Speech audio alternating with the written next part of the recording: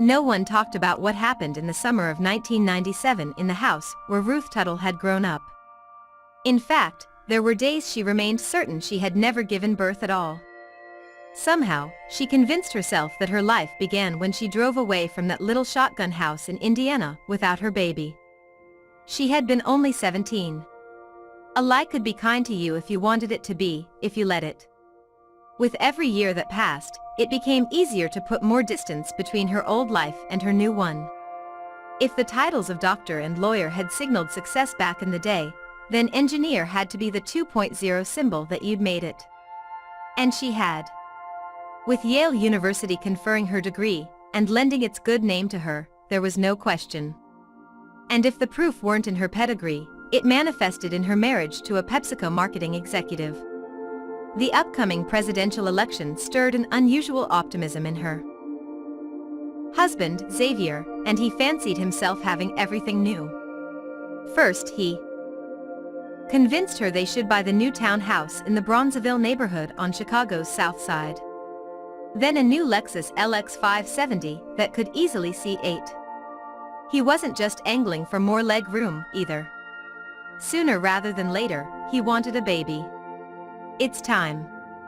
When Xavier repeated those words, Ruth stretched her lips into a smile, neglecting to mention she was already a mother, if in name only. On election night, a light snow fell outside their townhouse, reminding her of confetti after a sports championship. But they couldn't get ahead of themselves. No one knew how this night would go.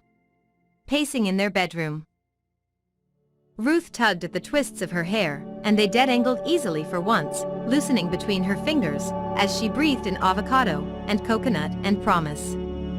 "You look good, babe." Xavier splashed cologne on his neck, and popped the collar of his mustard-yellow blazer.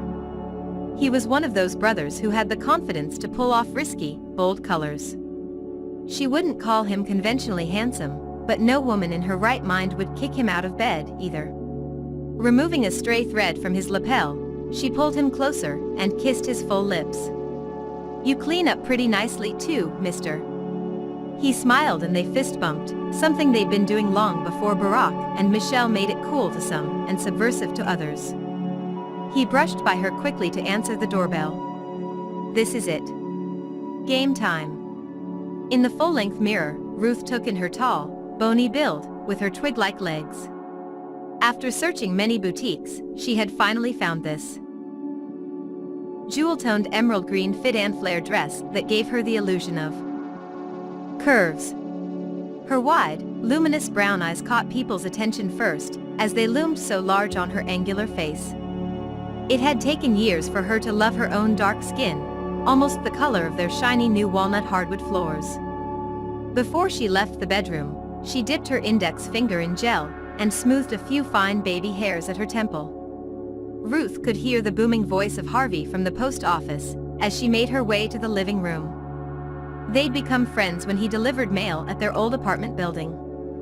"Am I in Obama headquarters?" he said, debuting a little two-step, finished off with a spin.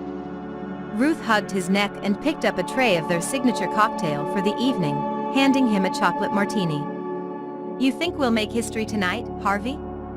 "I'm no betting man, now, but if we came out and voted like we were supposed to, I think it can happen." The old black man had yellowed eyes and a face creased with lines resembling the rings of a tree. He'd banked on retiring early, but when his wife got laid off from her job a few months ago, he'd had to delay his plans. Still, tonight, a flicker of light gleamed in Harvey's eyes. It felt like they were hurtling toward inevitability, and as guests arrived, the mood in their living room became electric. But were they setting themselves up for a fall?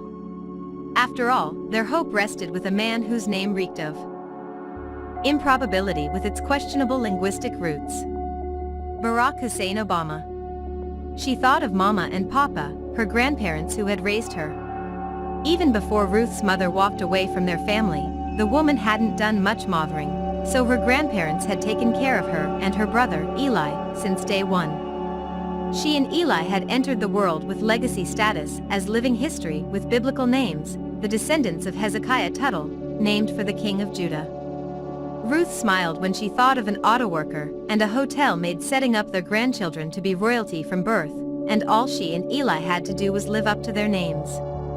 Her grandmother had suggested that she be named Ruth. Papa had nodded in agreement, and so that's what her mother chose. One syllable, old school and biblical. A name that Ruth's grandmother said would at least get her to the interview. You couldn't tell Mama that an ethnically ambiguous name could only take you so far, and couldn't inoculate anybody from a bigot or a bullet. Still, all that old-school planning had served Ruth well in chemical engineering, where being a woman was almost as much an anomaly as her blackness. Like Obama, she too had been called articulate. Guests jammed every square inch of the living room and kitchen, checking various television stations periodically for updated vote counts and projections. Penelope and Tess, an attorney couple who practiced intellectual property and antitrust law, respectively, brought rib tips from Lem's on the South Side, which, through bulletproof glass, served the best barbecue in town. Are your grandmother and brother doing a watch party tonight? Tess asked. She and Ruth had met through a local Yale alumni group. I don't know. I doubt it. I'm not sure what happens in Ganton these days, Ruth said ambivalently, going from sipping her martini to draining the glass. When people heard the name Ganton, they thought of Fernwood, the auto plant that made parts for GM cars. The factory where Papa and Eli had worked for years.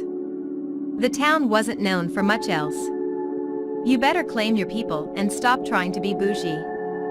Xavier had a bad habit of dipping into every conversation. He grinned and bumped her shoulder with his. He had jokes, but he had no way of knowing that Ganton's very soil was a trapdoor, a gateway to nothingness that few people climbed out of. The welcome sign that greeted visitors bore no warning.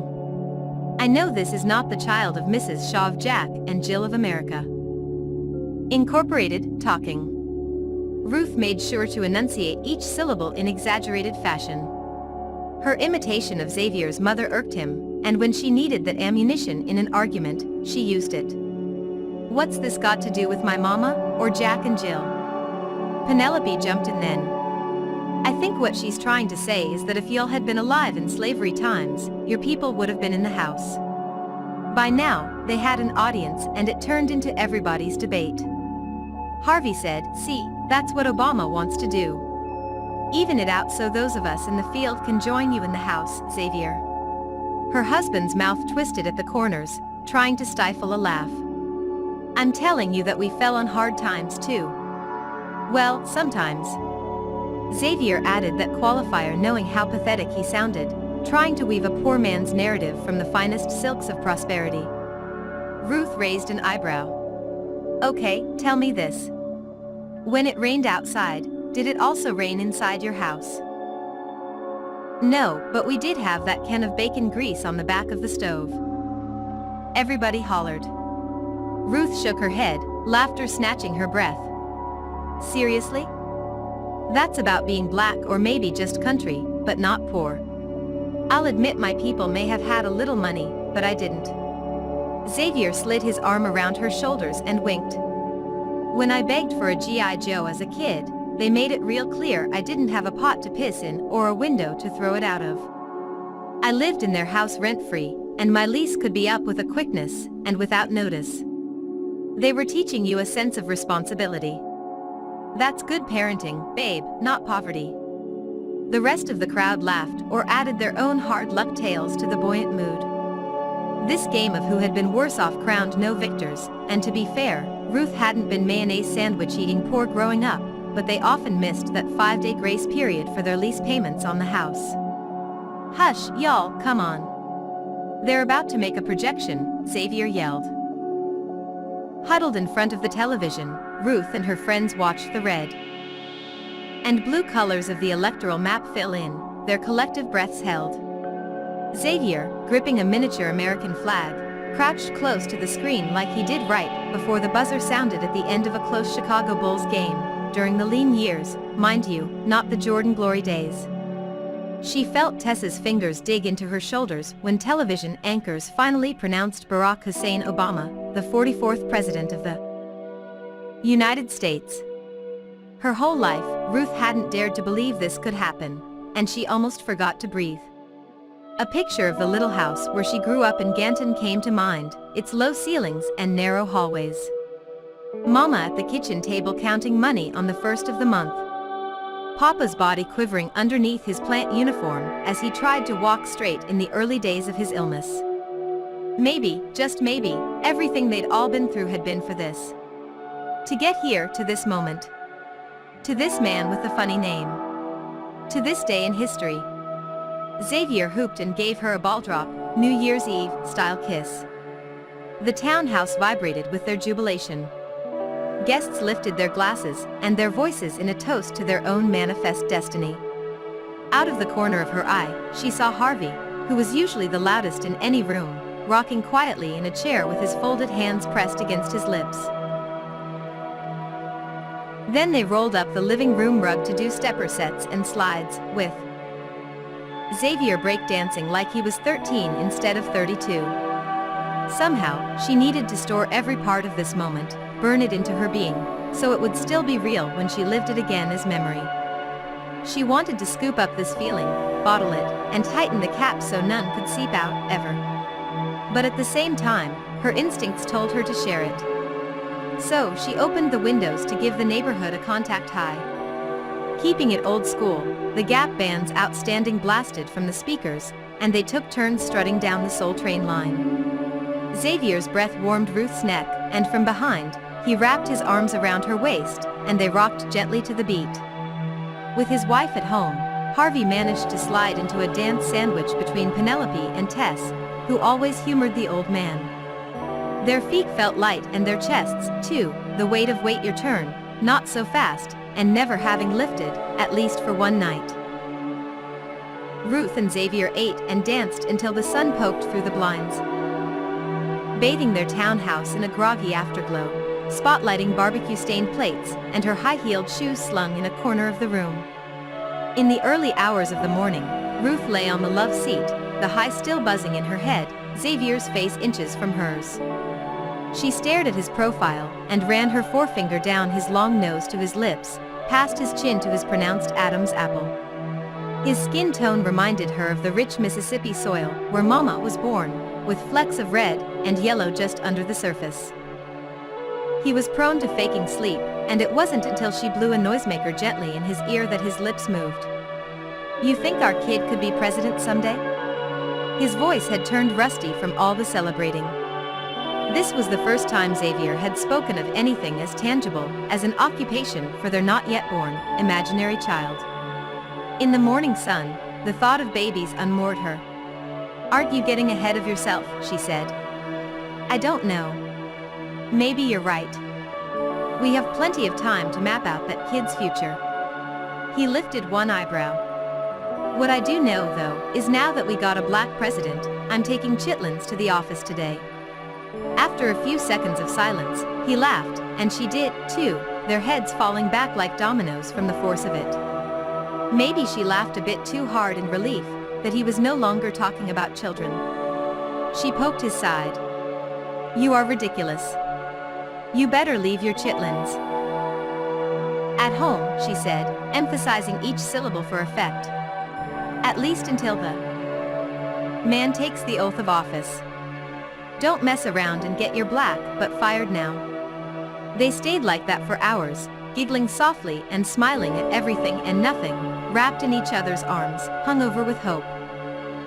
To Ruth. Days later, Ruth lay stretched out on the cold leather table of her gynecologist's office with a paper sheet on her lap, legs dangled over the edge. She didn't want to be here, but they'd made the appointment months ago. This day had been so far into the future that she'd almost forgotten about it. "You know I came prepared.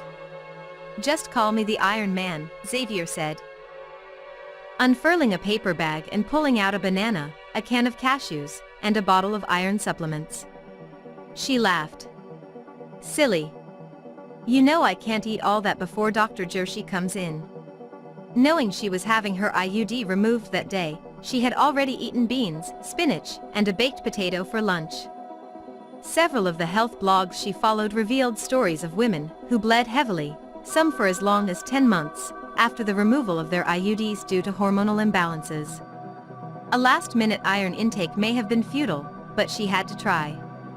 Xavier couldn't be still and kept flipping the window shades, looking out onto the street, a goofy grin on his face.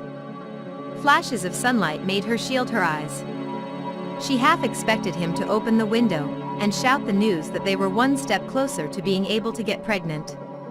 She forced herself to picture the life Xavier imagined for them, their new home filled with babies. A family needed to be rooted somewhere to flourish. It wasn't impossible to see them raising a child in Bronzeville, even with the errant gunshot ringing in the distance. Living near a few blasts from bullets conferred a certain street credibility, proving you hadn't completely sold out. Overgrown weeds in empty lots dotted her community, but the seeds of new black-owned businesses sprouted too. Somehow, black people had re-engineered gentrification there, rehabbing houses, stimulating the economy, and turning the place into their own mecca. The neighborhood reminded her of herself, a process of tearing down and building back up, making something out of nothing. The baby she'd have with Xavier one day could be her something. "You're in good hands already, I see." Dr. Rania Joshi, a slight Indian woman, entered the exam room. Her movements were small too, and Ruth had been relieved when she first saw her gynecologist's tiny, delicate hands. "Okay, Doc, how soon can we get pregnant?" "We're ready to make some babies." Xavier rubbed his hands together like he was starting a fire between them. "Look, let's just get this over with. We can talk about fertility at my next appointment," Ruth said. All this talk of babies still left her as cold on the inside as this table felt on her bare back. Dr. Joshi laughed and opened her arms as if she were presenting them with a gift. "Well, you should both know there's nothing to worry about. The IUD is like any other form of contraception. Once you stop using it, you can very well conceive on your first cycle." Ruth lay back and her slender fingers pressed on her flat belly. She pictured it swollen and taut the way it had been once. Back then, her body had resembled a string bean smuggling a basketball under its shirt. She shivered at the memory. Her nakedness on the table made her feel like a slab of meat, a specimen to be studied and talked about, and she crossed her arms over her flowered gown, drawing her knees up to her chest. She thought back to when she was 17, with Mama and Eli looking down on her half-naked body in the bed, their faces tight with worry, urging her to push. Every sensation seemed magnified now. Xavier's hand squeezing hers. Then the speculum, hard and cold, entering her vagina. The tensing of her muscles. She had felt secure for years knowing the IUD was inside her. A shield protecting her from another pregnancy she wasn't ready for. It was funny how on paper you could feel prepared for something, yet on the inside you felt anything but. Xavier had recently been promoted to vice president at PepsiCo, and she worked as a chemical engineer at a consumer packaged goods company. Their financial advisor had assured them their investment portfolio was on track. And now that they'd bought a townhouse, they could build equity and take advantage of tax deductions.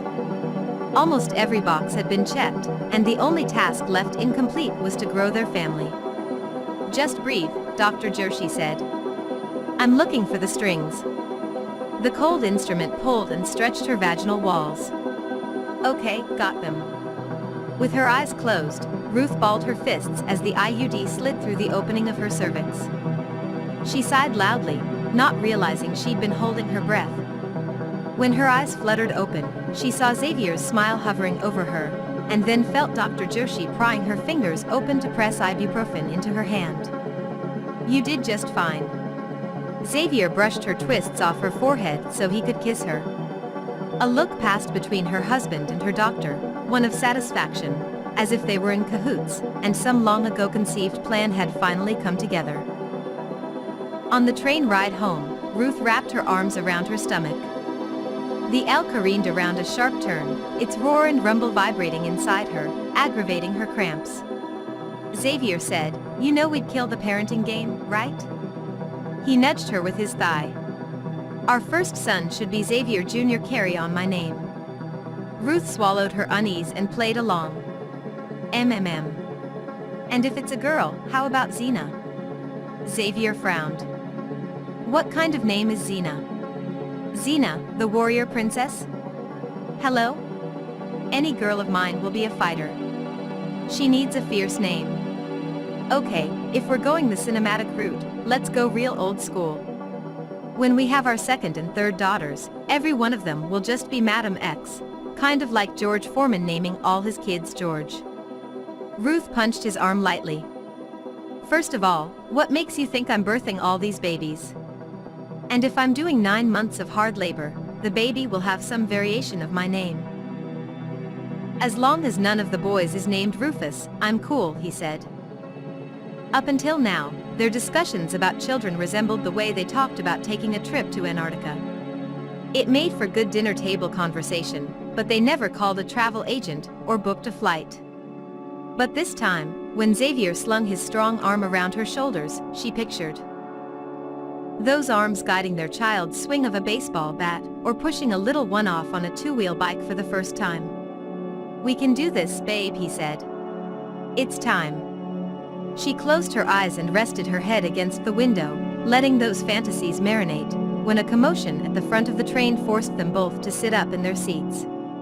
A black boy sat cross-legged on the train floor beating a 5-gallon yellow bucket.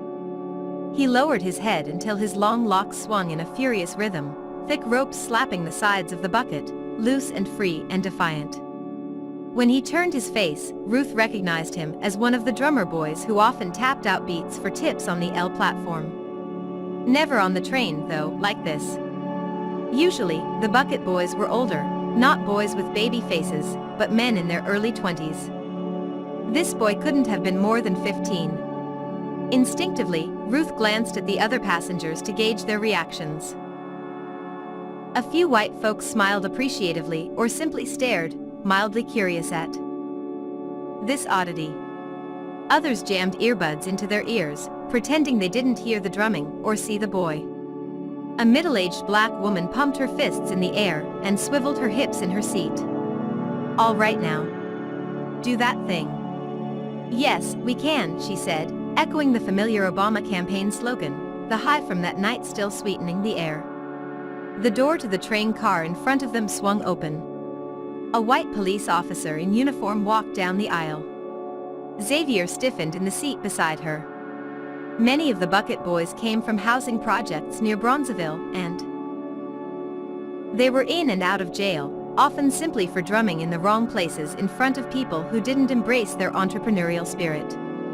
Ruth felt the tension in Xavier tightly coiled, as if he might spring into action. She put her hand on his arm, and he flinched. Burying her nails in his skin, she tried to silently telegraph to him not to move.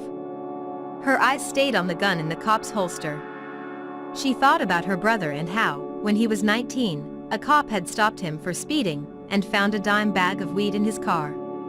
Not a lot of weed, but enough to send Eli to jail for 3 weeks.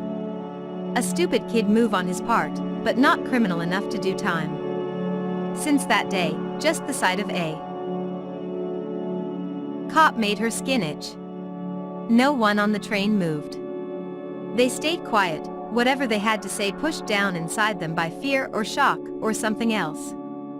The only sounds, the clatter of the train swerving along the tracks and the loud, insistent drumming. The boy, so carried away by the music he was making, hadn't noticed the cop, or the toe of his black boot almost touching the rim of the bucket. Not until the cop stomped. Hard, loud. The sticks went still and fell to the floor.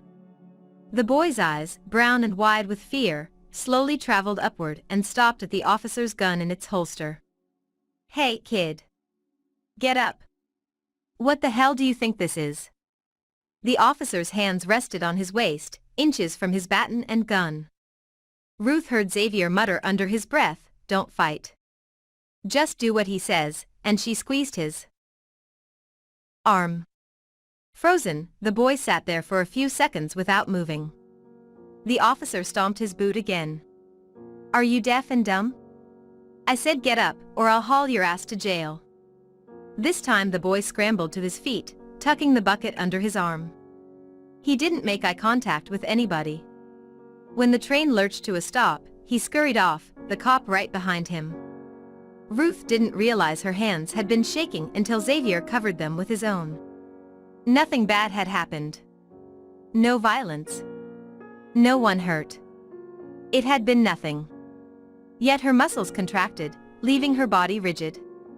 She thought of her own son, just a few years younger than that bucket boy. What if that had been him with his legs wrapped around a bucket, and a cop standing over him? The country had just elected Obama president, giving their dreams wings. But that was then. Now, the clarity of a new day trimmed their feathers as it always had, making it damn near impossible to take flight. Back home, Xavier tugged at the hem of her shirt, and soon she lay on the sofa, staring at the halo of his neatly cropped afro. His lips on hers held her in place, and she looked into his eyes, as soft and brown as chocolate orchids in bloom. She wondered if most people kissed with their eyes closed to block out all senses except for touch. But she needed to see his eyes, to determine how he might handle her truth if she ever found the courage to share it with him.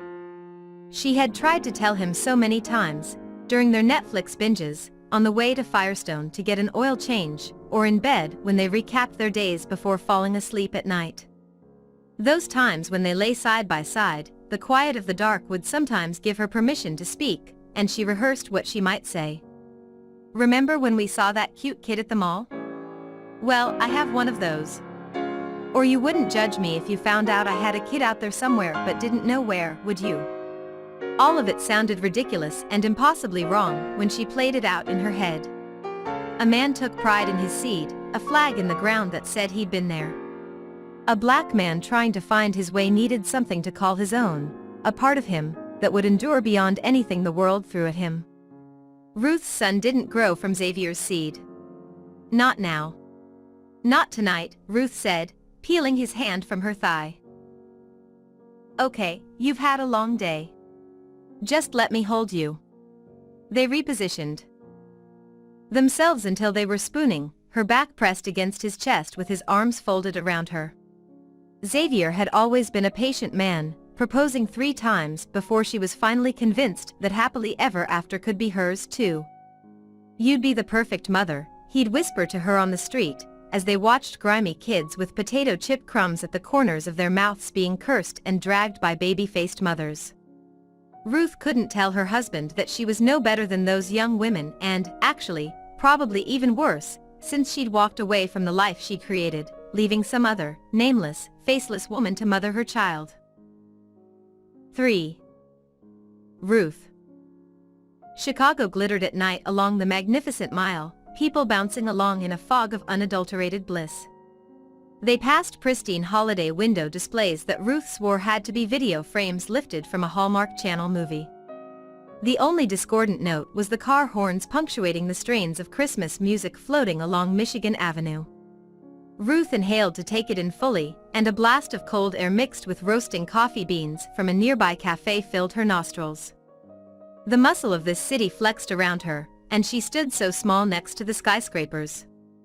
In Ganton, the most massive structure in town was the Fernwood plant.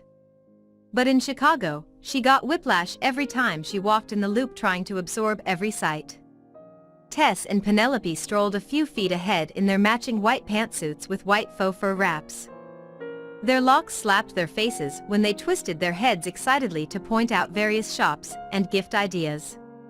Every few blocks, Ruth glanced up at Xavier to see if he was just being coy about not knowing where they were headed. With a hint of mischief on his face, he smiled, pretending to be more clued in than he really was. He carried a folding table under his arm like it was a newspaper, and bounced along with that happy warrior countenance as usual. She swung a picnic basket by her side, enjoying the tingling sensation of flirting with the unknown. They were joined by other friends and casual acquaintances heading to the secret, undisclosed location, and the mystery added to their giddiness.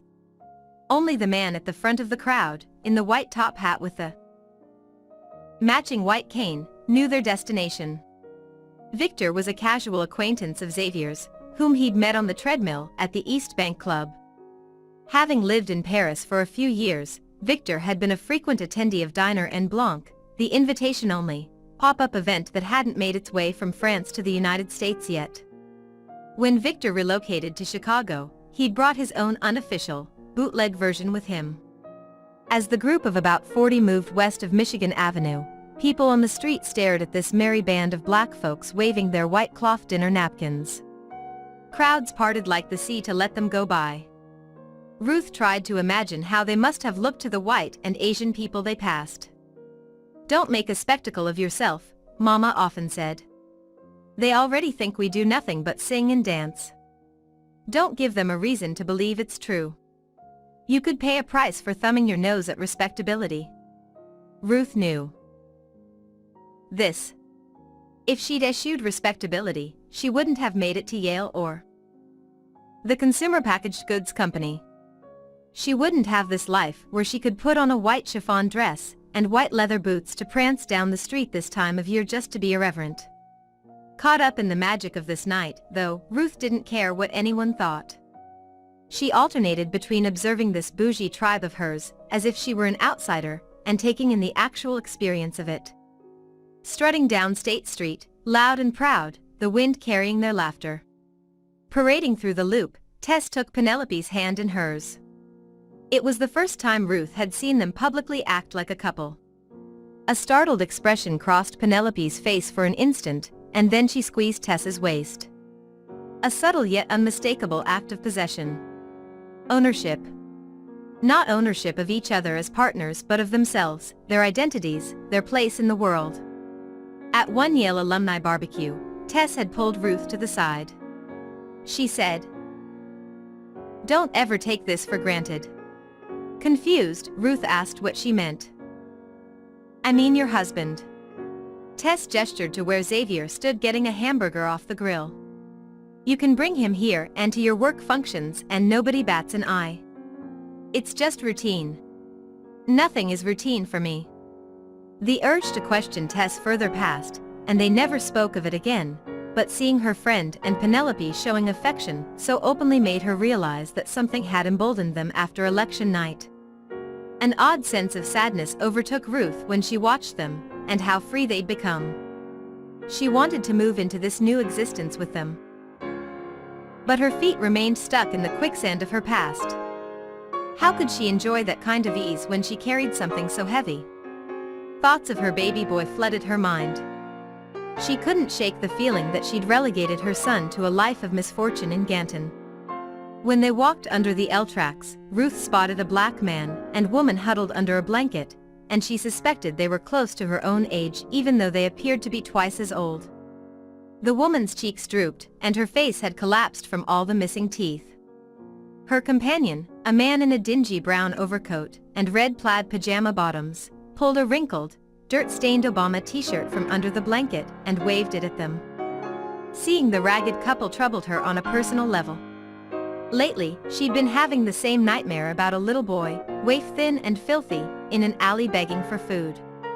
In her dream, she reached out to him, but he couldn't see or hear her. $10. "Yes, we can," the man called out in a tired voice, repeating the familiar campaign slogan. Consumed by their own revelry, no one in her group seemed to even notice the man's post-election sales pitch. The man's hollowed, bloodshot eyes found hers. When she slowed her stride, he zeroed in on her hesitation. "For you, miss, $5. She held up an empty hand as if to say she had no cash.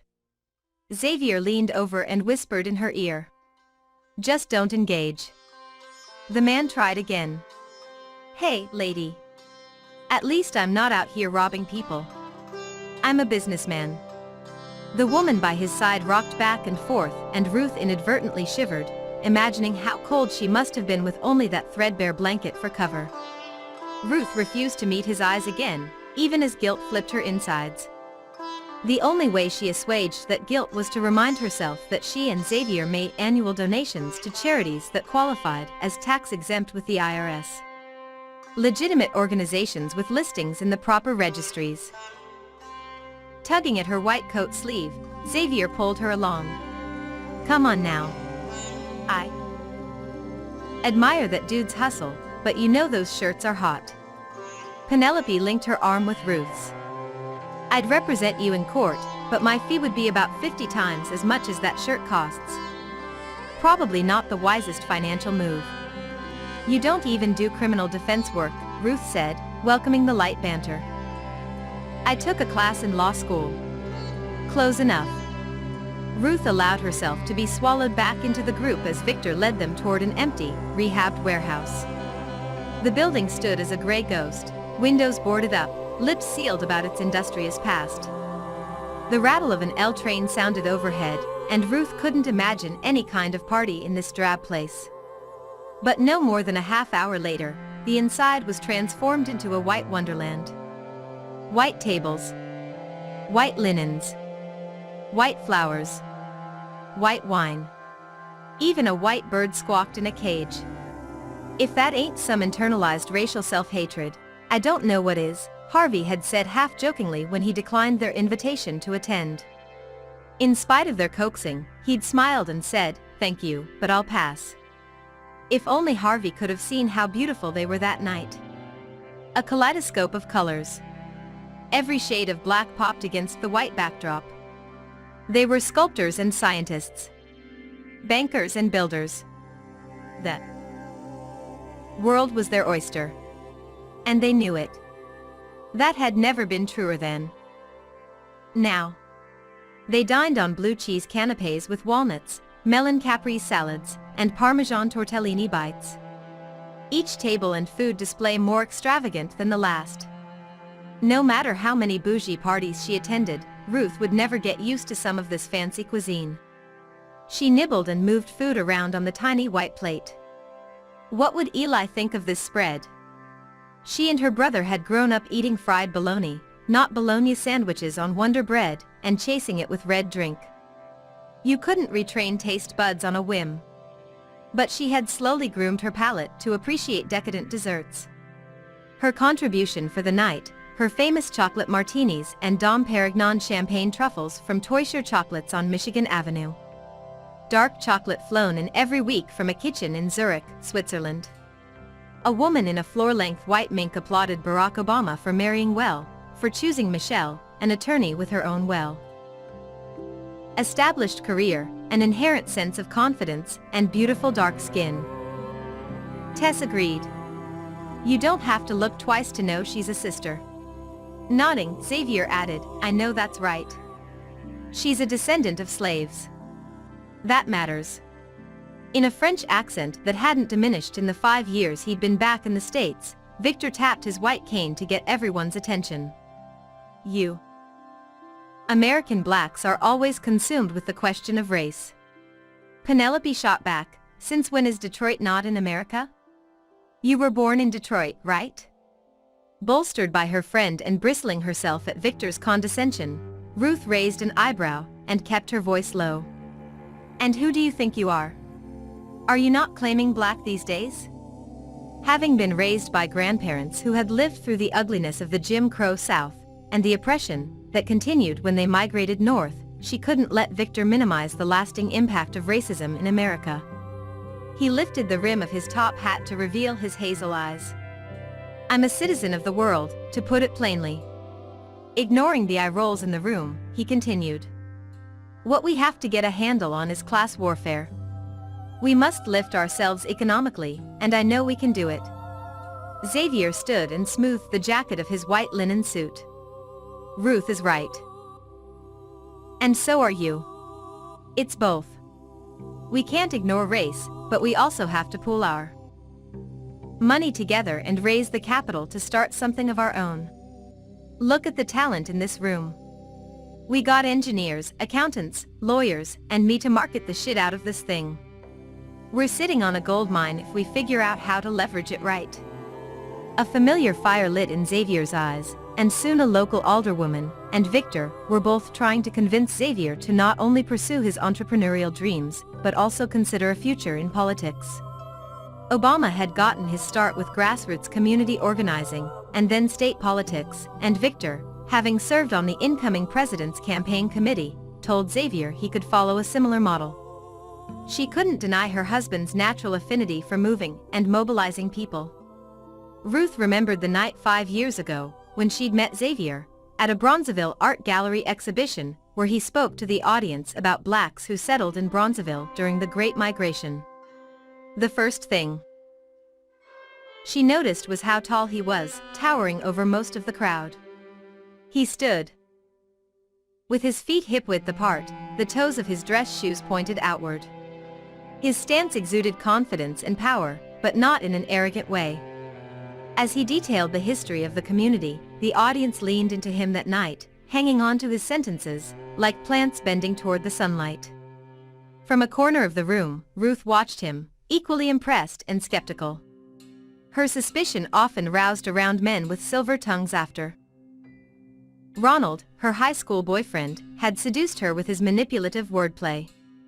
That night they met, the gallery had been filled with beautiful women whose bodies contracted and expanded in the right places, while Ruth's arms and legs hung long, her entire body one straight line. Even she couldn't stop staring at the other women, their skin glistening like they'd just stepped out of the shower. Their hair, the conventionally good kind, welcomed a hard rain instead of shrinking from it. Xavier politely acknowledged their thirsty gazes, and then singled out Ruth, asking her opinion on gentrification, embracing her challenge to a statement or two he'd made that she found obtuse. Even though she felt out of her element, she surprised herself by holding her own, springing forth like a baby chick hatching, and pushing her way out into a new world. Abandoning the social traditions that she'd grown up with, Ruth pursued him as much as he pursued her. Leaving her son behind had been about running away from Ganton and everything her hometown represented, but she'd never run toward anything until Xavier. Ruth scooped rotisserie chicken salad and spread it on a cracker, while listening to the others plan the trajectory of her husband's career. She stewed over the direction their lives could go in next. For the second time this year, she'd been passed over for a promotion, and had politely and diplomatically applauded the rise of another engineer she'd mentored. Unsure of her own future with the company, she worried that Xavier would let others stoke his ambitions, forcing him to risk too much when they needed stability right now. But no one wanted to be practical in the bubble of this special night. As hedonistic and heady as it was, to Ruth it still felt fragile and new. Like if you pulled the thread of a coat button, it would surely unravel until the button fell off. Yet no one else seemed to be consumed with caution. And so they partied the night away in white, embodying the title of the famous Lorraine Hansberry play to be young, gifted and black. With a brother on his way to the White House, they had state-sanctioned permission to dream. For Ruth. On Thanksgiving, candles scented the house with cinnamon and cloves. They usually spent the holiday with Xavier's parents, but this year, the Shaws, unbelievably young and spry at 60, had flown to Costa Rica for a week of hiking in a rainforest and kayaking through mangroves. The timing worked out well for Ruth, who much preferred to be home alone with her husband on their first Thanksgiving in their new home. Ruth provided the honey-baked ham, which she swore tasted just like home cooking. Xavier, who had handled most of the culinary duties since the day they married, made broccolini and candied yams. You put your foot in it this time. Ruth spooned her second helping of yams onto her plate. Even better than your mom's, but don't you dare tell her I said so. Everything I know, I learned from her. Don't let the prissy fool you. She can throw down in the kitchen. She gave him the side eye. Yes, I know that. When she doesn't have dinner catered, that is. She only did it that one time to impress you when y'all first met. Must've worked. He grinned. You married me. Ruth held up a corn muffin and threatened to throw it at him. For dessert, they ate sweet potato pie, never pumpkin, while sitting in the windowsill of the living room, their legs intertwined. Ruth figured Mama and Eli had probably long finished their Thanksgiving meal. She often wondered if they still spent the holidays together now that Eli was married with a family of his own. Growing up, the four of them ate an early holiday supper, no later than 2 in the afternoon.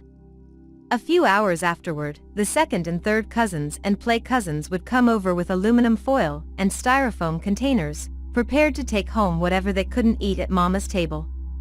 As if they hadn't taken a bite all day, she and her brother would help themselves to more mac and cheese and potato salad, the 2 dishes Mama was famous for. When they had a family quorum, everyone held hands while Papa said grace, and they took turns recounting what they were thankful for. Putting her plate on the coffee table, Ruth, inspired by the memory, got up and went to the kitchen. She returned with a stack of orange, yellow, and brown notepaper left over from an abandoned scrapbooking effort. Let's start a gratitude box. Once a year, we'll write down what we're grateful for, share with each other, and then keep the notes in here. She held up a small wooden box with a golden latch. We can read them the following year and remember how blessed we are. They took turns sharing their gratitude for everything from love and health to hummingbirds, rum, Stevie Wonder's Songs in the Key of Life album, short lines at Whole Foods, and all the ways they were fulfilling their dreams. On his last piece of paper, Xavier quickly scribbled something and stared at it for a long moment before scratching his brow and folding the note. Sensing his hesitation, Ruth pulled the paper from his hands and unfolded it. In his careful cursive, he'd written that he was grateful for our 2.5 children on the way. Nausea rose inside Ruth, and it must have shown on her face. Okay, Xavier said. I'll erase the .5 so you don't think I'm trying to be slick rounding up to 3 kids. You are so not funny. Absently, she creased the corner of the orange sheet where he'd put his wish in writing. Something about seeing the words on paper unnerved her, creating what she knew would inevitably grow into a chasm between them. He reached for a Sharpie, took the note back from her, and crossed out the number 2 and replaced it with the number 1. Better? Even though I do think children without brothers or sisters can grow up with some issues. I know I did. But we can start with 1 and take it from there. Will you please stop?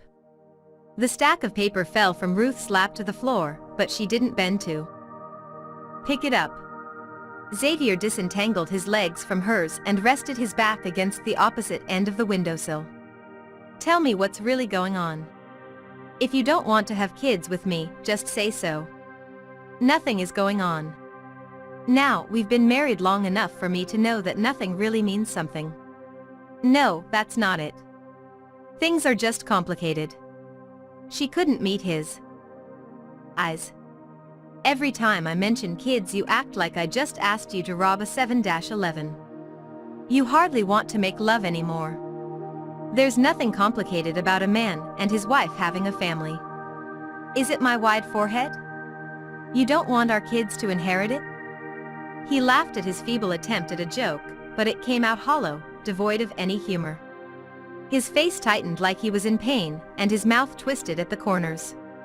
She bowed her head. Xavier continued without waiting for her to respond, his voice increasingly ragged. I know you think I was born into some kind of black aristocracy. But we were still regular folks who sat down at dinner every night and talked about regular shit. My parents worked damn hard to send me to prep schools and overseas immersion trips. They wanted to give me every shot possible at making something of myself. When I married you, that's all I could think about, giving that same amazing life to our children. That's what being a real man is about, leading a family. Is that so wrong for a man to want that? Ruth's throat squeezed, and her voice emerged tinny. I love you, Xavier, I do, but have you considered that I may be dealing with my own thing, something that has nothing to do with you or your precious manhood? Have you thought about that? She wrapped her arms tightly around herself, her hands buried in the sleeves of her sweater. All I know is I shouldn't have to build a case, and have to persuade my own wife to have kids with me like we're in a law and order courtroom. When they were dating, they had talked about having kids someday, but it lurked in the recesses of her brain as a future aspiration, something abstract. She had thought she might warm to the idea at some point down the road. If not, she could push it out of her own mind long enough that it might escape his and he'd forget, and they'd never have to discuss it again. Xavier paced across the living room floor to the kitchen. Penelope and Tess were even talking the other night about having a kid, whether or not they can legally marry. Here we are married, and look at us right now. Something's wrong as hell with this picture. Our friends have nothing to do with this. Can you please leave them out of our marriage? Fine. You're right. But why don't you tell me what, or who, this is about then? I'm trying real hard to understand here. If a man's wife doesn't want his child and can't stand to have him touch her anymore, it's usually because there's another man. He choked on those last two words, and they came out hard and brittle. Even in his anger, he'd been careful to use the third person, not to accuse her directly, but it meant the same thing. Her husband suspected she was having an affair. How did they get here? Xavier gathered their plates and utensils from the table, dropping them in the sink with a loud clatter. Gripping a scouring pad tightly, he scrubbed a serving bowl. She watched the pulsing veins in his hands and thought back to how gentle those hands had been the night they'd met.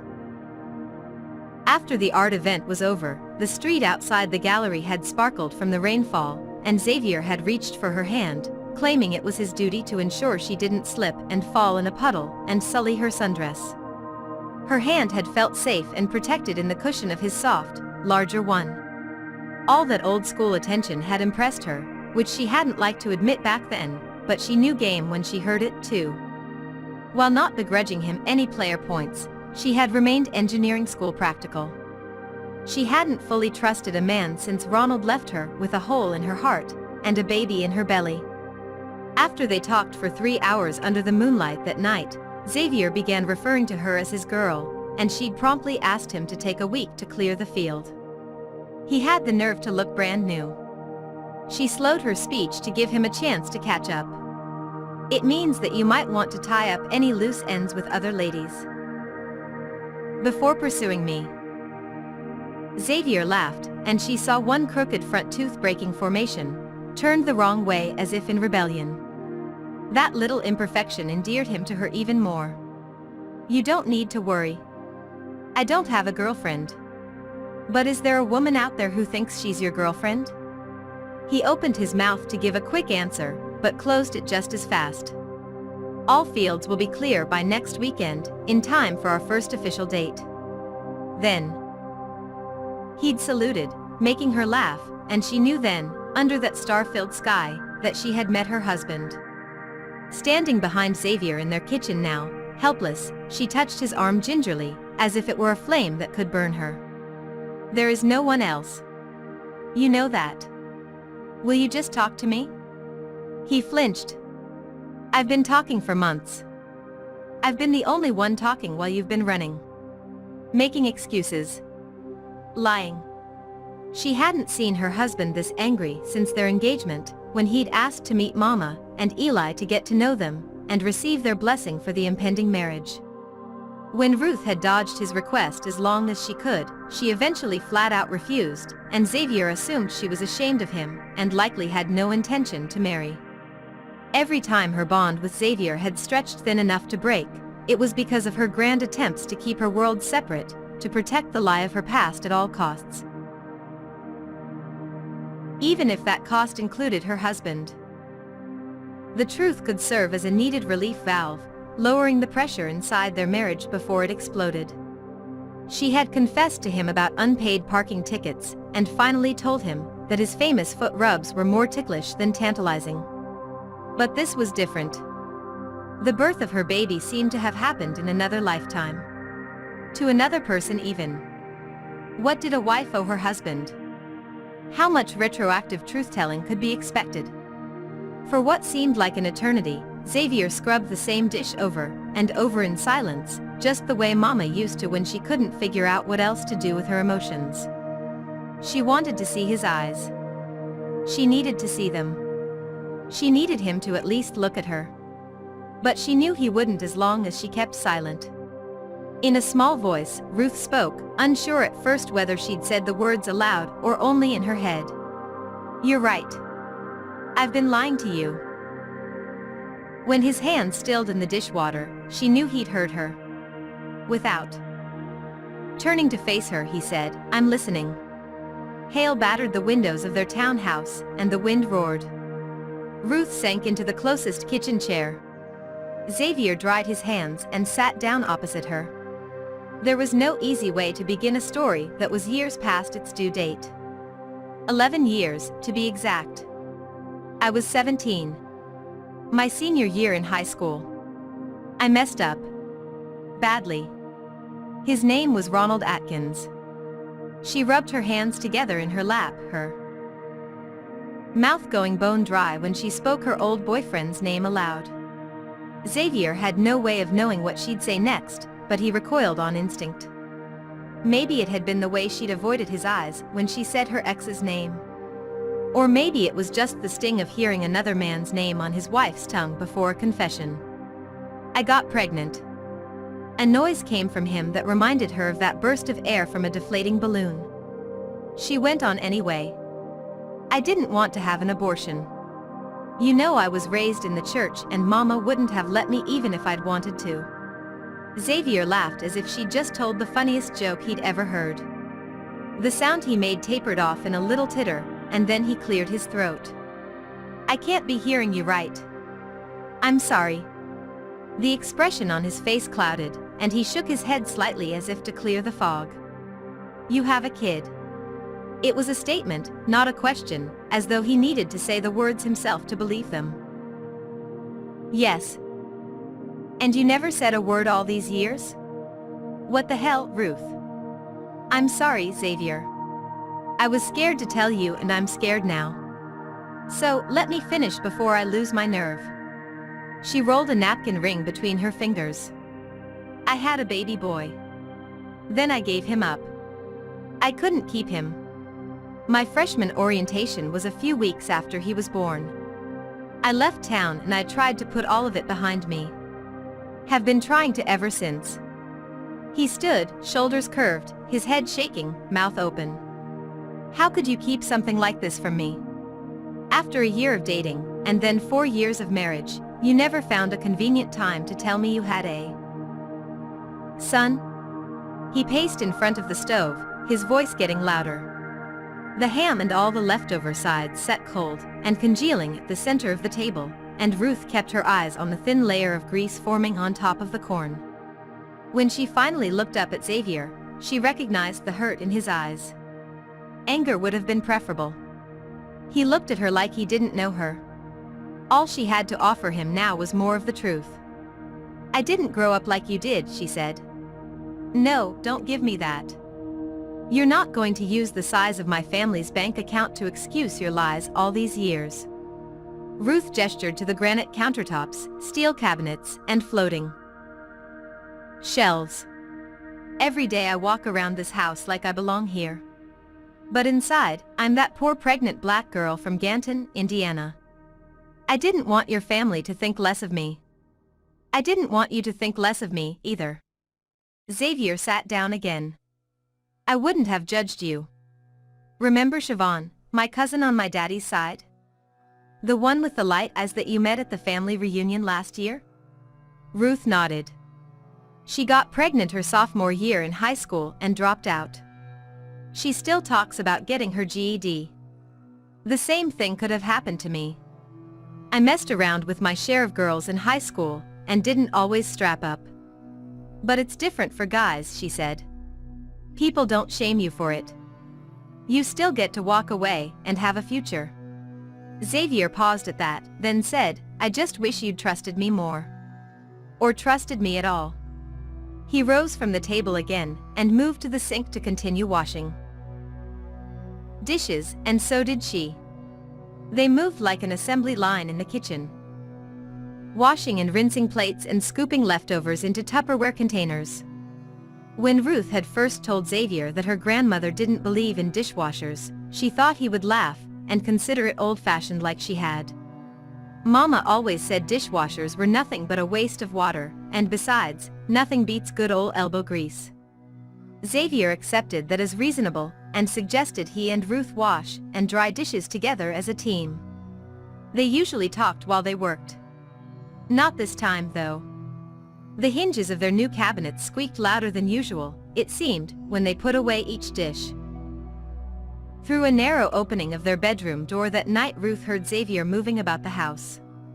The announcer on ISBN analyzing plays in a football game. Then the pop from the opening of his bottle of Sam Adams. About 2 commercial breaks later, the sound of him using the guest bathroom. Sitting in bed alone, she pulled the comforter around her shoulders and rocked lightly against the headboard. She thought about the first guy she'd built her world around, only to have him back away from her. She remembered Friday nights in Ganton, no particular one because they were all the same. Fast food islands every few miles teeming with pent-up adrenaline. Taco Bell and Walmart as destinations, not pit stops on the way to something more exciting. Malls jittering with girls telling jokes Ruth didn't get. When she dreamed of her future, she imagined being on an airplane looking down on Ganton from 10,000 feet, then 20 and 30,000 feet, until the clouds obscured her hometown altogether. There had to be a world out there that didn't revolve around high school football. As luck would have it, though, it was football that introduced Ruth to Ronald. His sweat-streaked face had glimmered in the moonlight, black and shiny like fresh asphalt after a hard rain. He wore shades even in the dark, and a tribal tattoo snaked down his neck, inviting her to follow wherever it led. But it didn't matter whether he noticed her, because she'd always pitted girls like her best friend, Natasha, who had to rely on their looks instead of their brains to attract boys. So when Ronald stopped her on the street after a game and asked her name, she was surprised by her body's unconscious response to the attention. Inevitably, she tried to think of something coy that Natasha might say. Instead, her brain went to mush, and the only comeback she could think of was, of all things, biblical. Jezebel, she teased. He laughed and came back hard. All right now. Got to watch out for y'all church girls. I know everybody on their knees ain't praying. She blushed at how brazen he was and looked down at her hands, the nails unpolished and bit to the quick. Hastily, she shoved her hands into her pockets. He stepped closer. Look, I know you're a good girl. I'm not trying to take advantage. I see you around school. I don't say anything to you, but I see you and I know you're about something. I see you. When Ronald said that, it was like turning the key in the ignition of a new car, hearing the engine rev for the first time. She wished she had something to lean on to steady herself. Mama and Eli had been too consumed with their own problems to really see her. They moved through the same rooms, but they didn't get her the way Ronald did. I see you. She couldn't get that out of her head because everyone saw him, not her. As a star athlete, a football legend, he didn't get patted down at parties or followed in stores like Eli did. Still, this boy was dangerous. Not in the clutch your purse kind of way that some white people considered black boys dangerous. Not because of anything criminal, or even borderline criminal. The threat Ronald posed wasn't to her body. It was to that deep part of herself she was still trying to get to know. Back then, she existed as this little knot of unripe fruit. For months, they met in the most clandestine spots, the 30-yard line of the football field after the stadium lights went out, the aisles of the Golo gas station, and sometimes his cousin's apartment. Why they met in secret she didn't know. And she never asked why he wouldn't kiss her, but she assumed this was the natural dance of men and women. Everything about their relationship felt like walking on the edge of a cliff, one she wanted to plunge over again and again. We fit together like a puzzle. R&R, baby, Ronald said. He made it sound like poetry, with the rhythm and soul of spoken word, and she said little because his eloquence said it all, overwhelming and consuming her in a deluge of new emotions. She imagined their alliterative names on wedding invitations someday, Ruth and Ronald embossed in the timeless elegance of calligraphy. They blasted their boom boxes and finished each other's sentences and hip-hop lyrics. This was the 90s and music provided the anthem to their lives. If Ruth had to name one song that embodied their love story, though, it would have been the Fugees' Killing Me Softly. With Mama taking on extra hours cleaning at the hotel and Eli putting in long shifts at the plant, her family unit barely existed anymore. On most days, she found herself alone. The first night she joined Ronald down in the basement of the house he shared with his mother, she took in the sparse furnishings. A ratty brown leather couch with one seat cushion that had turned black and slick where Ronald usually sat. In a corner of the dimly lit room, a floor lamp with a dull bulb. She watched him move with ease across the room to the hi-fi, where he nimbly tuned the FM channels until he settled on one with the DJ whispering in a low, raspy voice. Almost intoxicating. And then a slow jam played. A wave of nerves overcame Ruth, and something inside her like an alarm screamed that she shouldn't be there. She'd never done more than kiss a boy, but there she was alone with one in a dark basement. Still, she convinced herself she was being silly, too uptight as usual. This was Ronald from school, not a stranger. Be cool, she told herself. He'd poured glasses of grapefruit juice for both of them. When he passed her the bottle of vodka to mix with it, she froze. It smelled like nail polish remover. Other than sneaking a sip of her grandfather's beer when she was 8, which had made her gag, Ruth had never tried alcohol. Ronald must have sensed her discomfort. Breathe in, then just sip on it. Nice and slow, he told her. He was sitting close to her on the couch. Too close, their knees bumping. A jolt of excitement intensified by fear ran through her. She put the drink to her lips as he had instructed. It reminded her of one of those nasty-tasting medicines Mama had forced her to drink as a kid. The vodka burned the roof of her mouth, and then her throat and stomach too. Still, something about the delicious danger of drinking, and doing it with Ronald, ignited her whole body. The next time she found herself in Ronald's basement, she came prepared, knowing what could happen, but also not knowing either. His mother had worked late that night as a nurse aide at the hospital, filling in for someone else. When Ronald called her to come over, it was already late, but she hurriedly changed into her pretty lace thong that Natasha had convinced her to buy on one of their trips to the mall. Not the granny panties Mama bought for her, 5 in a pack. She dabbed perfumed body oil on her belly button and the insides of her thighs. All those little details she had picked up from tales of Natasha's exploits that Ruth had stored in her mind. Finally, it was her turn. The low ceiling and the close walls made Ronald's football player body seem unusually large and awkward. He excited her. He terrified her too. Wordlessly, he fumbled with the hook of her bra, and she turned her head, avoiding his eyes, suddenly shy, maybe even a little remorseful. Yet if she tried hard enough, she could be a girl who didn't care about bad reputations and grandmother's expectations. She could just be. It hurt until it didn't anymore. Sex was like salve on old wounds. When he entered her, he filled the aching, empty places left by a dead grandfather and parents she never knew. They didn't talk about protection because he was her protection. The day the doctor confirmed Ruth's pregnancy, Mama didn't say a word. There was no surprise on her face. No shock. It was as if she had been awaiting official confirmation of what she already knew.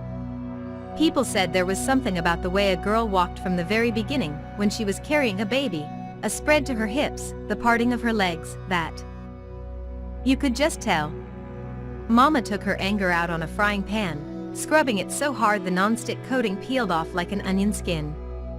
That night, Ruth saw her kneeling in the closet, her face wet with perspiration, trembling, a moan rising from her throat, petitioning Jesus to intervene. Ruth couldn't even look her grandmother in her eyes in those early months of pregnancy. She had messed up big time, carrying her shame in front of her, that shame walking into rooms first, pressing against the kitchen table where they said grace as a family. Keeping the baby a secret from Ronald had never been the plan, but he barely looked at her during that first trimester. When he got sidelined from football in a late-season game with an anterior cruciate ligament tear, and his college scholarship dreams began slipping away, he withdrew into himself. That's the only way to put it. As soon as he stopped touching that ball, he stopped touching her too. Still, Ruth kept making plans for them, and the baby on the way, hoping he'd eventually stop tripping. On an Excel spreadsheet she kept private, she mapped out her strategy, which included Ronald attending community college to start, and then joining her at a 4-year university where she'd study part-time and raise their baby, and he'd play football. The college prep books had advised making 2 lists, one for safety schools and another for I'll die happy if this ever happens schools.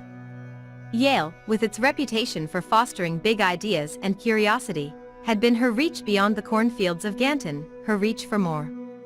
She had watched Angela Bassett in the movie Waiting to Exhale dozens of times, and the Yale graduate inspired her. There was something about the way she moved, her back stick straight, head high, and every time she spoke, brilliance dripped from her lips. A Yale-made woman. After college graduation, Ronald would be drafted to the NFL, and she would find an engineering job in whatever city he landed in, and by then, they would consider having a second child. In those early months of her pregnancy, before she began to show, she told herself that if Ronald knew the truth, maybe his eyes wouldn't be so cold and distant. But every time she tried talking to him about anything, he either snapped at her or stayed quiet. She tried to explain how the Pythagorean theorem related to football interceptions, but he wasn't interested. She offered to ice his knee, but he didn't want her to touch him. Could she make him a sandwich? No. One night, they were sitting on the couch at Ronald's place watching an old Martin rerun, and she suggested they go together to a party that Friday night, something to take his mind off his knee injury. And if she were honest, anything to get out of his mother's basement. Without looking at her, Ronald pulled hard on the Velcro strap of his knee brace. "You can do what you want on Friday nights, just not with me," he said. How could she tell him about the baby after that? What if he blamed her and thought she had trapped him somehow? People labeled certain girls in school who zeroed in on potential husbands like a laser, some going as far as to poke holes in condoms. Ruth wasn't one of those girls, yet she desperately wanted him to know they'd created a life together.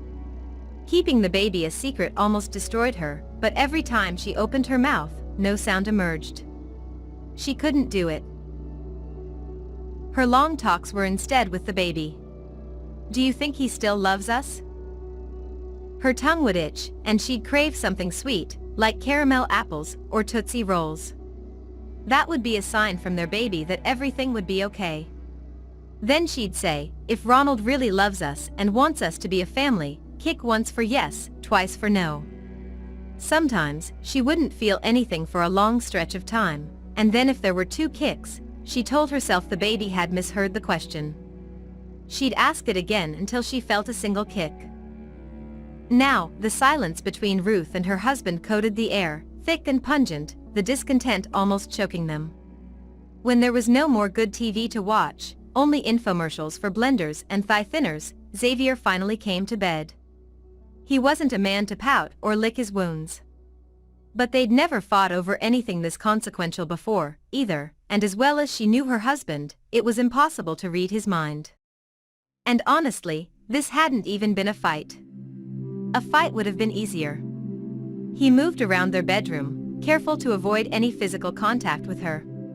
Ruth turned out the lights and lay beneath the sheets with her eyes closed and hands clasped over her chest, pretending she hadn't moments earlier been pressed against the door trying to anticipate his mood. Her head burrowed in the 1,000-thread count pillowcase, made of Egyptian cotton designed to softly caress her cheek. But on this night, it just chafed, and she couldn't get comfortable with Xavier so close, yet so far away. He sat on the edge of the bed for a few minutes before stretching out on top of the covers, then rolling onto his side. Curling into a ball, she tucked her legs beneath her, facing one wall while he faced the other.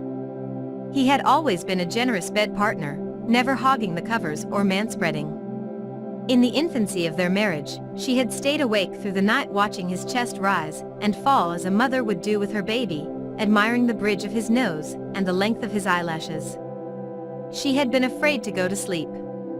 Afraid he might not be there in the morning. For her, love had always been about holding on too tight. She could never get the grip just right. When sleep finally came, her body shook with fresh dreams of her son hungry and helpless in a Ganton alley. Her nightgown, damp with sweat, clung to her skin like saran wrap. 5 Midnight. Midnight lay face down on the back seat of Daddy's Chevy Silverado pickup truck. The truck smelled worse than the dead frog from science class that had been soaking in formaldehyde for weeks. This was not Midnight's day to spend with Daddy. Usually that was Mondays and Fridays, but he jumped into his father's truck whenever he spotted it around town. He listened to the rumble of the wind and the purr of the engine, trying to ignore the anger in the voice of the man yelling at Daddy. Fights seemed to find Daddy and his friends. Their bodies ready to give a punch or get one. Midnight had seen so much in his time that Granny called him an old soul. Even without sitting up to look, he knew the voice of the other man belonged to Drew, the guy who let Daddy live in his place after the plant closed. Midnight would have moved in too, but Granny said it didn't look right for a boy his age to live with 2 men. So he was stuck at her house. From inside the truck, he could hear Drew saying, "You owe me rent." "Money, Butch. You better get it to me by the end of the week." "Then Daddy, I told you I'd pay you. Get off my back." Midnight didn't sit up to look, but he could hear their grunts and the slapping of fists against jaws.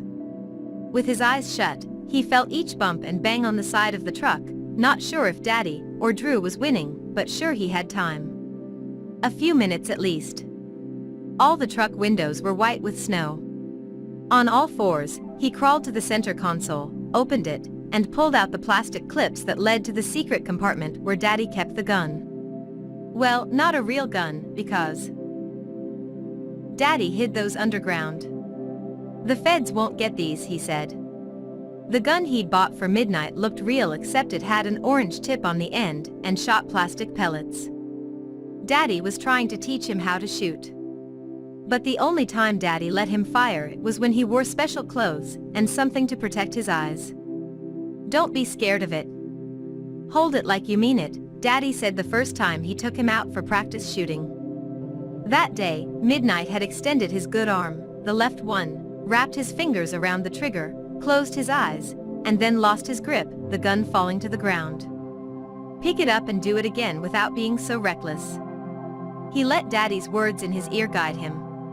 Square your shoulders and lean forward. Don't pull the trigger, squeeze it like you're making a fist. On Midnight's 5th try, Daddy dropped his head and was quiet at first, his eyes misting. Then he worked his mouth into a half smile, slapped Midnight on the back and said, "Good job. That's my boy." Midnight would always be a one-arm shot. The boy with the gimp arm. Forever damaged goods, and he feared no matter how brave he was, Daddy would only see his scars. There was no one in all of Ganton as fearless as Daddy, who called himself a good guy with a gun. He'd whipped it out once at the laundromat to stop a man he swore he saw choking his girlfriend and slamming her head against the washing machine. Both the guy and the girl said they were just goofing around, but Daddy didn't believe them. And there was that time somebody was breaking into cars late at night in one area of Pratt, and Daddy patrolled the street with his hand on the SIG in his waistband, the same 9mm that cops and Navy SEALs carried. Now Midnight practiced his shooting position, aiming the gun at the steering wheel, the floor mats, the power locks, then the passenger window. Tucking his elbow in close to his rib cage, he made himself smaller. Then he lined the muzzle of the gun up with the side of the front seat, using it as cover. The way he would if he were a cop trying to sneak up on a bad guy. But then the stomp of boots in the snow outside the driver's side door got louder, and Midnight quickly tossed the gun back in its hiding spot and shut the console. Even though it was a pretend gun, Daddy didn't like him playing with it unsupervised. Midnight hunched down on the floor of the back seat.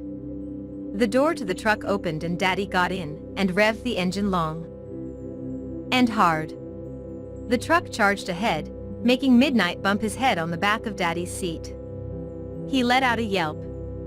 "Patrick, what the hell are you doing in my truck?" That's how he knew Daddy was mad. Usually, he called him kid or nothing at all, rarely his real name. Daddy and Granny and the teachers at school were the only ones who called him Patrick. The name didn't feel right for him. After all, Patrick's had a certain look, like Patrick Mulligan in his 6th grade class. Red hair combed neatly, freckles all over his face, and navy blue pullover sweaters. That's what a Patrick looked like. Daddy didn't like the nickname Midnight, and he hated where it came from. In 3rd grade, Midnight had started noticing black boys who made the coolest shapes with their hair, and somehow it stayed in place and never fell in their eyes. Boys who casually dropped the G on words sometimes, like when they told him to quit buggin' when he said something silly. They walked with that cool limp, the dip that had a rhythm to it like music always on beat. One time he followed them into class imitating their walk until their teacher, Mrs. Thornton, made him stand in the corner, calling what he'd done inappropriate. She never explained why he was being punished, but he'd learned early on that grown-ups didn't have to explain themselves to kids. From then on, he became known as the little white boy who acted black. Whatever that meant. The black kids at school started calling him Midnight, and he wasn't sure if it was because they liked him, or because they were making fun of him. The seat reclined, and Daddy leaned back, still fuming under his breath, his long brown rat tail hanging below his wool hat. He guided the steering wheel with one hand, small red scratches dotting his white knuckles, with a camel dangling from his fingers. Did you know you can hold your breath for 17 whole minutes without passing out? Midnight leaned forward with his elbows on the armrest between the 2 front seats. Sit back. Oh, and if you cut a snake's head off, it can still bite you hours later. The traffic light at Shepherd Street had just turned yellow and Daddy floored it, making the truck skid, forcing him to jerk the wheel to keep them going in a straight line. "Damn ice," he said. "Did you know there's ice on Mars in the polar ice caps and on some glaciers? They say that people may be able to live there someday." When Daddy turned his head from side to side to watch traffic, the rat tail he'd been growing for years slithered across the headrest. He raked his hands over it, something he probably didn't even realize he did. Whenever Granny asked when he planned to chop it off, he flipped it, a way of flipping her off too. "You do your homework?" Daddy said, not sounding too interested in the answer. "School's out for Christmas the end of this week. We don't go back till it's the new year." Midnight opened his backpack and took out a pair of scissors, the ones with the green rubber grip handle and blunt tip, school-sanctioned official scissors. With a shaky hand, he opened the scissors and placed the rat tail between the blades, and that's when Daddy slammed the brakes. The truck's wheels ground in the snow, throwing Midnight forward into the back of his father's seat. The scissors fell to the floor. "What the hell?" Daddy yelled, either at the red light he almost ran, or at the tug he felt at the nape of his neck. Midnight wasn't sure whether he would have had the guts to go through with it or not, but because of Daddy's crazy driving he'd never know. On the side of the road he saw Tank, a guy who used to work with Daddy at the plant, but who now spent all day collecting cans he could trade for cash. He was one of those people who always wore a stupid grin even when nothing was funny. Tank motioned for Daddy to pull over to the shoulder of the road. The hazy lights of a police car came into focus through the rearview mirror. "Get out, kid," Daddy said. The cops weren't chasing anybody. They were leading a procession of long black cars with dark windows, the kind where those inside can see you, but you can't see them. Following was a line of regular cars and pickup trucks, all with their lights beaming in the heavy fog. Snow hit at a strange angle, hurling little spiky balls at them, and Midnight buried his head in his jacket to shield his face. Daddy grabbed Midnight's good arm. "Get your hands out of your pockets, and put your head up. Show some respect." The cold and snow stung Midnight's eyes and he squinted against the force of it. Daddy saluted, and Tank did too, as the funeral cars rode by with the American flag waving frantically on sticks in the windshields. A few cars in the funeral procession honked their horns in greeting, breaking the silence of respect like some guys did when they laughed too hard at the pastor's joke, as if they were in the bar and not church. That was Elroy Richards, you know. When he retired from Fernwood, he always said he wanted to own a bait and tackle shop. He did it. He did the damn thing, Tank said, holding his dingy baseball cap over his chest. Hell yeah, he did. One of the best guys on the line. Put in his 30 years. Never let anybody down. A good man. What happened? Daddy dropped his head. Cancer. He was bad off and Marie said they couldn't afford chemo or any of that. That's rough. A damn shame. They watched those slow-moving long black cars with their bright lights until they blended into the afternoon sky. When they got back in the truck, Daddy got real quiet and ran his hands through his greasy hair. He was in a bad mood.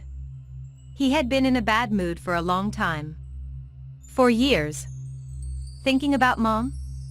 Midnight said. I'm not always thinking about your mother. Will you give it a rest already?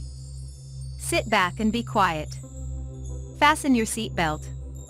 Daddy gunned the engine, maybe to drown out anything else Midnight might have said. Midnight stopped talking, but not even Daddy could control his thoughts. What went on in his mind belonged to him, no guardrails, no judgment from the grown-ups, no rules to break, just a private space in a cluttered world that was his and his alone. A space to be with Mom. She used to move around the kitchen in their old house, her hands soaking wet with Dawn dishwashing liquid, her hair growing wild as prairie grass. She always winked at him when she made his scrambled eggs and pancakes in the mornings, her eyes a deep blue or maybe green. He couldn't remember. He never saw her mad. Sometimes she mussed his hair and called him her little mad scientist, just like Einstein. When she smiled, her whole face lit up and you wanted to get closer to the flame. The night she and Daddy told him he was getting a little sister, they went out for hot fudge sundaes before dinner. A drop of chocolate stained Midnight's wide-ruled notebook paper where he made a list of all the things he'd teach her, the right way to throw a spitball, how to dig for worms, and the proper form for pitching a curveball. Midnight would always have a 7-year head start, and she'd never catch up. He liked it that way. When she was old enough, he decided he'd take her to the junkyard to sift through metal for something special, like the time he and Daddy found a grill and lights from a damaged cop car. Daddy had let him keep both in his bedroom to show off to his friends when they slept over. Can I hold her when she gets here? I won't drop her. I swear I won't, he'd said to Mom. Yes, sweetheart. I promise, she'd answered, looking him in the eye. Daddy just grinned like he always did back then, even when he had to work overtime at the plant to bring in extra money for the crib and all the other baby stuff. The night Mom's water broke, Daddy ran all the red lights to get them to the hospital. He sang the whole way to keep Mom calm. The hospital smelled funny, like a mix of Lysol and cough syrup. People in white coats and what looked like pastel pajamas rushed around holding clipboards and checking their pagers. They didn't allow kids inside the birthing room, so Granny waited with Midnight down the hall, close enough though to see Mom's room. They tried to decide who his little sister would look like, whether she'd have Daddy's long, narrow nose or Mom's pink lips and sandy hair. Just when he and Granny were about to start playing Uno, the door to Mom's hospital room swung open, and Daddy flew out of it like he'd been knocked back by a blast from an explosion. Even now, Midnight could still see Daddy's body hitting that wall behind him, and sinking to the floor. Granny jumped from her seat quicker than Midnight had ever seen her move. He got up too. A tall doctor walked toward them, his head down, and it looked to Midnight that the man's eyeglasses might tumble from the tip of his nose. When the doctor finally spoke, he said Hannah didn't make it. It took a couple of seconds for Midnight to recognize his mother's actual name, and he didn't know right away what didn't make it meant until Granny fell against a chair and Daddy squeezed his head between his hands as if it would fall apart unless he held it together. All the lights went out in Midnight's brain, and he couldn't make sense of what anyone said after that. Later, Granny would remind him that the doctor had said Mom and his little sister had died of something with a weird name. Preeclampsia. It had something to do with high blood pressure, which made no sense. Granny was his mom's mom and she had that, and she still lived to get old. His sister hadn't even lived long enough to get a name of her own. Midnight wondered what he had done wrong. Why had Mom lied about all the things he'd get to do with his little sister? Was she mad about that time he tried to stick her tampons up his nose? Or because he never cleaned his room when she told him to? Or helped her wash dishes? Midnight watched from the doorway of her hospital room as Daddy and Granny tiptoed in as if Mom were asleep and might wake up if they made too much noise. From the doorway, he saw her in the bed, but with everybody gathered around, they were blocking her face. He almost screamed and ran away, but didn't want Daddy to think he was a little punk, something he called him when he refused to touch a dead possum or a snake slithering on the side of the road. So he stood there, close enough to prove his manhood, but far enough away that his clearest memories of his mother would not be of her lying there in that bed dead. No matter how hard he tried, he couldn't forgive her. To him, death was just another way people broke their promises. A way for them to leave and have the last word.